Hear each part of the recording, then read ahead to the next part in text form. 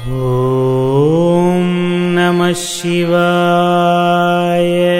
ఈ పితృదోషాలు ఎవరైతే వారికి సంవత్సరానికి పిండ ప్రదానాలు చేయకుండా, అదేవిధంగా వారికి పెద్దలకి సంస్కారాలు చేయకుండా అదేవిధంగా వదిలేస్తారో, పట్టించుకోకుండా ఉంటారో, ఆ ప్రభావం ఆ కుటుంబాలపైన తరతరాలపైన పడుతూ వస్తూ ఉంటుంది. దాని ప్రభావం ఎంతగా ఉంటుందంటే కుటుంబంలో ఆర్థికపరమైనటువంటి ఇబ్బందులు వస్తాయి.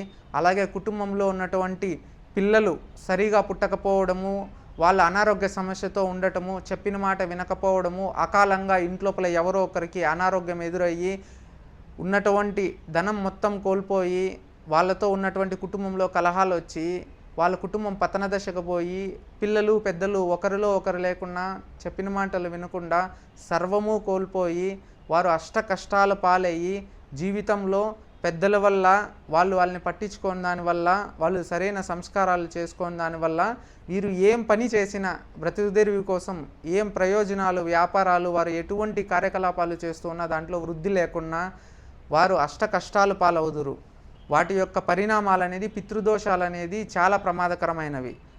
అలా ఎవరికైనా జాతకంలో కానీ ఏదైనా పితృదోషాలు ఉండి అదే విధంగా వచ్చి వారు ఇంట్లో ఎవరైనా అకాలంగా తనువు తీరి పూర్తిగా యోగ్యం లేకుండా అనారోగ్యంతో కానీ, లేకపోతే చిన్న వయసులో మరణించి ఉన్నా, ఏదైనా ప్రమాదాలు జరిగి మరణించి ఉన్నా, లేకపోతే అకాలంగా వాళ్ళు ఏదైనా ఆత్మహత్య చేసుకొని ఉన్నా, ఈ విధంగా ఏ పరిణామంతో అయినా కానీ వారు కానీ శరీరాన్ని విడిచేసినట్టు అయితే కనుక వారికి సంస్కరణలు అనేటివి చేపించాలి.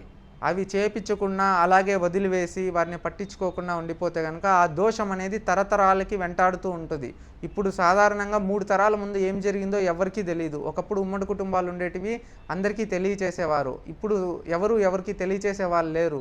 అందరూ వేరువేరు అయిపోయారు. కలియుగంలో కలి ప్రభావం వల్ల కుటుంబాలు అనేది విచ్ఛిన్నమైపోయాయి. నవమాసాలు మోసి కనిపించినటువంటి ఒక తల్లి గర్భంలో జన్మించినటువంటి శిశువులందరూ ఆస్తి కోసము, తర్వాత వచ్చేసేసి ధనం కోసము, తర్వాత వచ్చి వారు తల్లి తండ్రుల్ని వివాహమైన తరువాత భార్యకి భర్తకి ప్రాధాన్యత ఇచ్చి ఒక అమ్మ గర్భంలో జన్మించినటువంటి వారు వేరైపోతున్నారు, కలహాలు పడుతున్నారు, గొడవలు పడుతున్నారు. ఈ విధంగా ఎవరిని పట్టించుకోవడం లేదు. అలా ముందు ఎవరికి ఏం జరిగిందనేది తెలియదు.